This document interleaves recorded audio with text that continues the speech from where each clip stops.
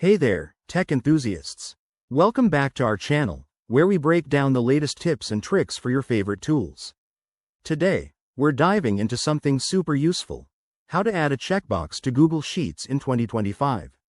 Whether you're creating a to-do list, tracking tasks, or managing inventory, checkboxes can make your spreadsheets way more interactive and efficient. Let's jump right in. First things first, make sure you have Google Sheets open.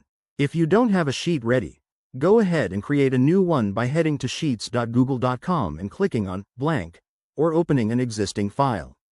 Now, select the cell where you want that checkbox to appear. It's that simple, just click on the cell to highlight it. Next, go to the menu bar at the top of the screen. Click on Insert, and from the drop-down menu, look for Checkbox. Yes, in 2025, Google has made this even more straightforward with updated options. Once you select it, a checkbox will pop right into your selected cell. You'll see a little square that you can click to check or uncheck. But wait, there's more. If you want to customize your checkbox, right-click on the cell and choose Data Validation. Here, you can set rules, like making it required or linking it to other cells. This is perfect for advanced users who want to automate workflows. For example, you could use checkboxes to trigger conditional formatting, where checked items turn green to show they're complete.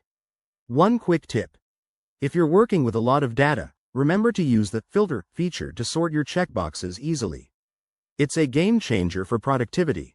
And don't forget, Google Sheets is constantly updating, so always check for the latest features. There you have it. Adding a checkbox to Google Sheets is quick, easy, and incredibly helpful. Give it a try in your next project and see how it streamlines your work.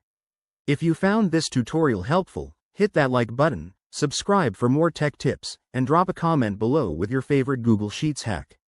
Thanks for watching, and I'll see you in the next video.